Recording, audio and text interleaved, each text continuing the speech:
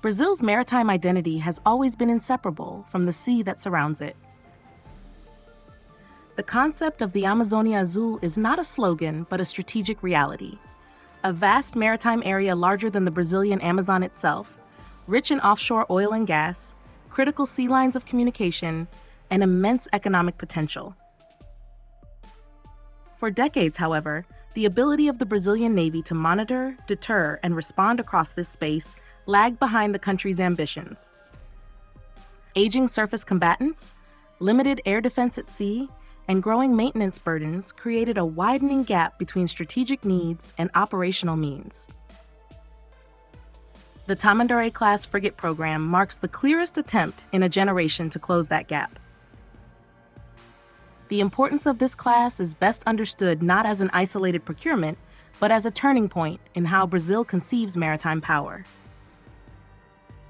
For many years, Brazilian surface forces relied on ships designed in a very different era, optimized for Cold War missions and increasingly expensive to keep at sea.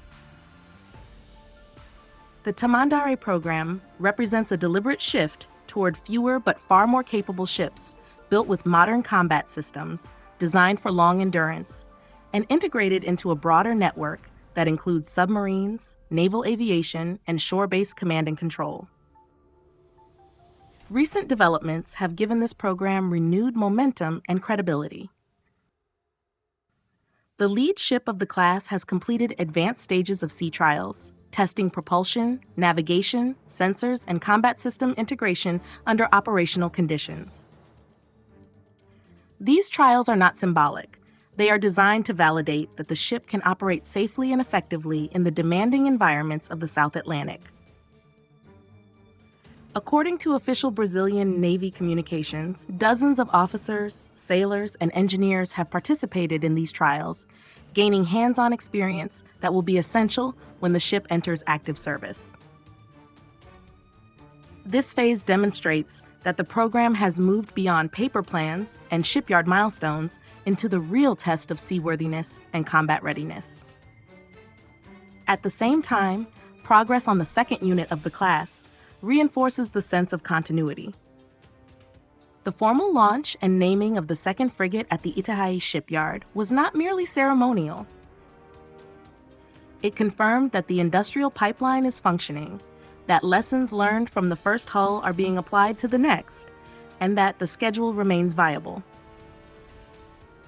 In parallel, construction activities for subsequent units continue, anchoring the program as a multi-year effort rather than a one-off achievement. From a capability perspective, the Tamandaré-Class introduces a level of balance that Brazilian surface combatants have not enjoyed for decades. The ship is designed to conduct air defense, anti-surface warfare, and anti-submarine warfare within a single platform, rather than relying on specialized ships with narrow mission sets. This reflects the reality of Brazil's maritime environment, where threats may range from low-profile surface intrusions to sophisticated aerial and subsurface challenges, often far from shore support. Air defense is one of the most significant upgrades. Older Brazilian frigates were largely limited to point defense, meaning they could protect themselves, but offered little protection to other ships operating nearby. The Tamandaré-Class changes this dynamic by fielding a modern vertical launch system paired with advanced surface-to-air missiles capable of engaging multiple targets simultaneously.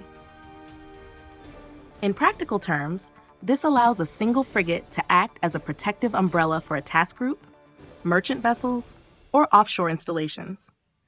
For a country whose economy depends heavily on maritime energy infrastructure, this capability has direct national relevance. Anti-surface warfare is equally central. The integration of domestically developed anti-ship missiles into the combat system reflects Brazil's long-term ambition to combine operational capability with industrial sovereignty. Rather than depending entirely on imported munitions, the Navy is creating demand for local industry while ensuring that its ships are armed with weapons tailored to national requirements. In a regional context, This capability supports deterrence by signaling that Brazilian surface forces can credibly threaten hostile ships across a wide area of ocean. Anti-submarine warfare may be the least visible, but arguably the most strategically important mission of the class. The South Atlantic is not empty, and undersea activity will only grow as regional and extra-regional actors expand their naval presence. The Tamandaré-Class is equipped with hull-mounted sonar, towed arrays, and the ability to operate embarked helicopters fitted with dipping sonar and torpedoes. This layered approach allows Brazilian commanders to detect, track, and if necessary, engage submarines at significant distances from high-value assets. When combined with the country's growing submarine force, the result is a more coherent maritime defense posture. Beyond weapons and sensors, endurance and presence are critical factors. Brazil does not need ships designed for short, high-intensity conflicts close to home ports. It needs platforms capable of staying at sea for extended periods, operating independently or in small groups, and covering vast distances.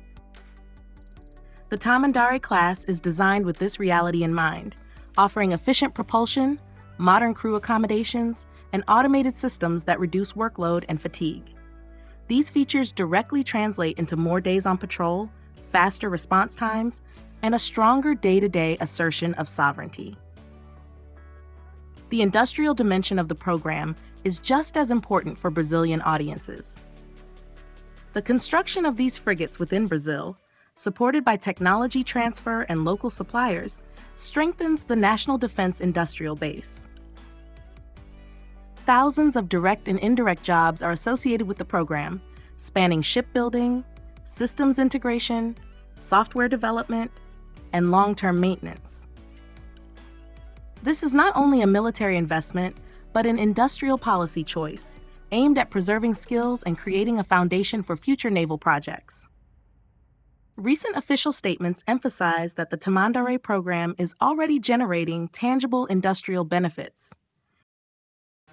Brazilian engineers and technicians are increasingly responsible for integration tasks that were once performed abroad. Local companies are gaining experience in complex naval systems, positioning them to participate in future upgrades or even export opportunities.